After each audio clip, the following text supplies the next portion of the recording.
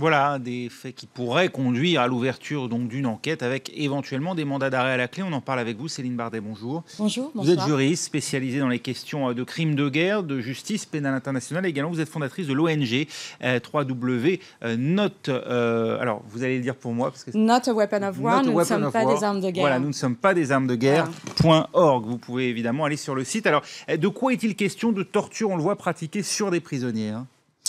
Alors là, en l'occurrence, sur l'affaire de la Cour pénale internationale et de l'annonce de Fatou Bensouda, oui, il s'agit de torture à l'égard de prisonniers, mais qui n'est pas une nouveauté, hein, puisque on parle de ces tortures-là, de la question des tortures pratiquées par la CIA et dans les prisons, notamment, je pense qu'on en parlera dans des pays européens, sur lesquels il y avait eu déjà un rapport. Lituanie, Roumanie, Pologne. Lituanie, Roumanie, Pologne. On savait pourtant que l'administration Bush avait autorisé la CIA à employer des méthodes d'interrogatoire dites améliorées, comme le waterboarding, par exemple, c'est-à-dire la simulation de noyade. Quoi de nouveau finalement? Pourquoi avoir attendu tout ce temps pour faire état de soupçons? Alors ça, je pense que c'est exactement la question fondamentale à se poser, parce que, en fait, au niveau de la Cour pénale internationale, il y a une enquête préliminaire, je crois, qui a débuté en 2007. Nous sommes en 2016, et il faut savoir que ça veut dire aussi concrètement, en termes de procédure, qu'il n'y a pas eu vraiment d'analyse judiciaire des éléments. Donc ça veut dire en gros que là, on dit... basé sur ces éléments-là, on va pouvoir ouvrir une enquête. Donc en fait, on est au début. Donc pourquoi attendre? C'est assez étrange. On a une administration qui nous dit en gros, on autorise ces pratiques jusqu'en 2007, en fait, jusqu'à l'arrivée de Barack Obama à la Maison-Blanche. Et ça n'affole, semble-t-il, personne. En tout cas, ça ne déclenche pas d'enquête. Et on attend 2016 pour s'interroger. Alors là, ça dépend de quoi on parle. Là, on parle de la Cour pénale internationale, d'accord. Le jeu, je veux dire, un petit peu légal de Bush qui a été de rendre le waterboarding légal, si on peut dire. Ça a été pour éviter des poursuites possibles au niveau national. Ça n'enlève pas d'autres cas de torture. Après, sur la procédure de la Cour pénale internationale, le Conseil de l'Europe, avec le rapport Dick Marty, avait enquêté sur ces questions-là déjà avant. Moi, j'ai travaillé sur ce rapport en 2004 sur les questions du Kosovo. Donc, il n'y avait pas rien... non plus.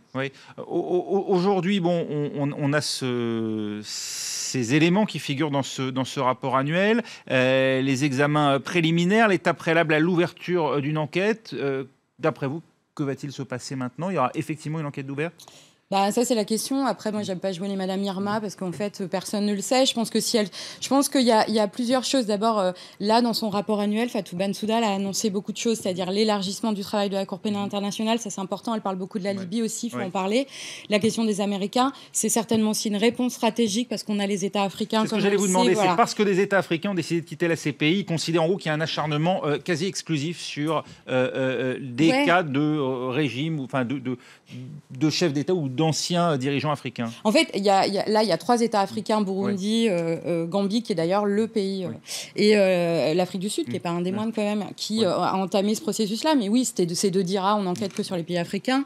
Après, on sait aussi qu'il y a beaucoup de crimes commis. Il y a beaucoup de situations en Afrique, mais je crois qu'il y a d'autres raisons à ça. C'est pour ça que je voulais en parler de ça, parce qu'il y a une réaction des ONG en disant, ah là là, c'est terrible, mais les pays africains, ils font ça pour éviter d'être poursuivis. Je crois qu'il faudrait écouter aussi ce qu'ils disent, parce que c'est important aussi.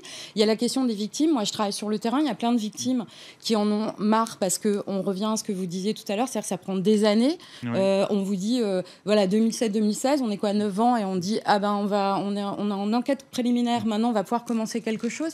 Il y a un manque, une perte de crédibilité. Je pense que ça, c'est une réponse stratégique qu'elle fait. Après, la question, c'est est-ce qu'elle a les moyens? Parce que si vous lisez les débats qu'il y a eu, et notamment des représentants des États, dont la France, dont les Américains, etc., elle dit, il nous faut plus d'argent. Je rappelle que la CPI, c'est 156 millions d'euros, je crois, le budget annuel. Donc, il y a quand même de l'argent à la CPI. Donc, on se pose la question à un moment du ratio, de la productivité. Je ne dis pas ça contre la CPI, mais donc toutes ces questions-là, elles se posent. Et pardon, je finis, c'est que pour ce que vous disiez, c'est que la question de la crédibilité, là, j'ai envie de lui dire attention, big attention, parce que si c'est encore une annonce et qu'il ne se passe rien derrière, la crédibilité, elle est fortement atteinte. Or, comment elle va faire pour poursuivre des Américains? Elle ne peut pas. C'est ce que j'allais vous demander, puisque les Américains ne sont pas signataires. En revanche, dans le cas de la Pologne, la Roumanie et la Lituanie, elles sont parties du statut de Rome qui, elle, a créé la Cour pénale internationale. Ça veut dire qu'on pourrait se servir de ces cas de torture perpétrés sur le sol roumain, lituanien et polonais pour poursuivre. Et pour poursuivre qui? Alors, c'est toute la question. Parce que pour poursuivre Chris, ça veut dire qu'il faut remonter les chaînes de commandement. Bien sûr qu'il y a des victimes qui sont sur ces sols-là. Après, ça, c'est la question on a appelé des renditions. Moi, j'ai travaillé sur cette question-là. Il y avait aussi la question du camp Bandstill au Kosovo, puisque apparemment, il y avait des gens qui passaient terrorisme et pour être interrogés. Je pense qu'en termes juridiques, ça va être extrêmement compliqué parce qu'il n'en reste pas moins que... Parce que l'Afghanistan aussi est parti à la Cour pénale internationale. Alors, parce qu'elle parle de plusieurs choses. L'Afghanistan n'est pas signataire, en l'occurrence, du statut de Rome, mais elle autorise depuis 2003, effectivement, dans une cadre... Elle autorise certaines enquêtes. Elle pourrait donc se retrouver, elle, au banc des accusés, par exemple, en tout cas des membres de l'armée afghane, des forces spéciales afghanes. Voilà, en fait, c'est ça, je veux dire. C'est qu'en fait, elle autorise des enquêtes. Pourquoi ? Parce que là, la position de Fatou Bensouda, c'est il y a 3 niveaux. Elle dit il y a les poursuites des talibans, des crimes commis par les talibans. Il y aurait éventuellement des poursuites des autorités afghanes, donc qui auraient avec des responsabilités de commandement au niveau militaire et policier. Et le troisième qui concernerait donc les Américains. Toutes les parties, en gros, sont livrées à des crimes de guerre. Voilà, en gros, c'est ce qu'elle dit. Encore que, je veux dire ça, je n'en doute pas une seconde, la question n'est pas là. Mais après, il faut quand même construire quelque chose de solide au niveau juridique.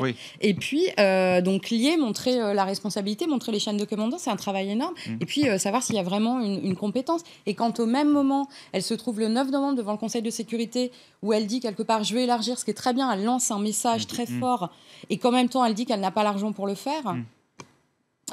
C'est compliqué, quoi. Et les États, qu'est-ce qu'ils disent ? Tout le monde dit plus ou moins on soutient la Cour pénale internationale parce que c'est bien de le dire. Personne ne veut donner plus d'argent. La vérité, c'est ça. Tout le monde ne soutient pas la Cour pénale internationale. Les États-Unis, en l'occurrence, ne la soutiennent pas. Et encore moins, on l'imagine, leur futur président Donald Trump. Est-ce que ça interférera d'une manière ou d'une autre sur ce qui n'est pas encore d'ailleurs une procédure à l'heure où l'on parle ? Alors, ça, c'est une bonne question, parce que quelle va être la position de Donald Trump sur la Cour pénale internationale ? Je ne le sais pas. À vrai dire, pour être honnête, moi, d'un point de vue...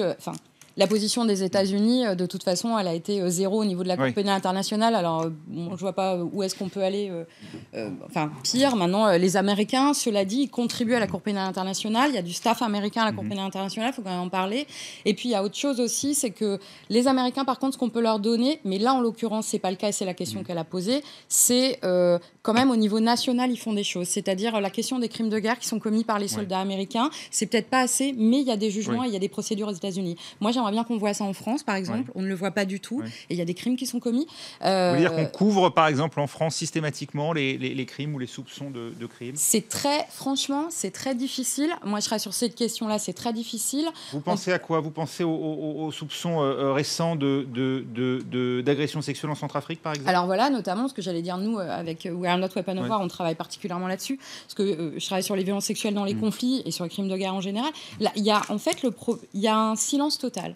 Et ça fait 1 an et demi que c'est en instruction. On est partie civile, il n'y a pas d'information, il n'y a rien qui se passe. Donc je pense que il est temps de changer un petit peu ce système-là en France, parce que je ne doute pas une seconde quand même de l'intégrité des autorités françaises par rapport à ça. Ça ne fait pas, briller l'armée française qui excelle par ailleurs. Donc, je ne sais pas. Et ça, je crois que c'est une question de culture. Et les anglo-saxons, je ne suis pas pro-américaine, mais les anglo-saxons, il faut quand même leur donner ça. C'est-à-dire qu'ils disent les choses. Les crimes de guerre, ils en parlent. Ils parlent de leur histoire. Et il y a beaucoup de choses qui sont processées au niveau national aux États-Unis.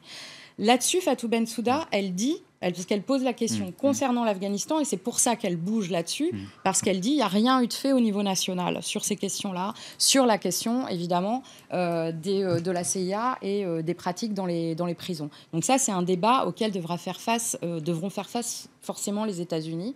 Donc en ce sens-là, déjà... Ça veut dire que la CPI aujourd'hui est utilisée presque comme un moyen de faire bouger les pays, plus que comme un hypothétique lieu de jugement à terme de responsables de crimes ? Des fois, oui. On a tendance à penser ça, parce que là, c'est vrai que c'est difficile. Par exemple, elle peut se défendre comme elle pourra et elle voudra, de dire ça n'a rien à voir avec la question de l'Afrique. Mais bon, comme par hasard, là, elle dit on va élargir. Je pense qu'ils sont en train d'améliorer leur communication, parce que c'est pas vrai non plus que la CPI... la CPI travaille sur plein d'enquêtes préliminaires. Simplement, je pense que déjà, la CPI aura intérêt à améliorer son système de communication. Après, il y a une perte de crédibilité. Moi, il y a quelque chose qui m'a beaucoup marqué, mais franchement, presque à en pleurer. Les victimes soudanaises qui s'étaient portées partie civile, etc., devant la CPI, avec l'histoire de Bachir, qui depuis 10 ans se balade tranquillement. Elles ont retiré leur plainte. Et je trouve ça ultra symbolique. On en a très peu parlé. Par dépit. Et c'est la mort de la CPI quelque part. Ça veut dire qu'elles ne croient plus à ça. C'est-à-dire qu'elles ont cru à tout ça et puis elles se rendent compte que ça ne sert à rien. Moi, je suis beaucoup sur le terrain.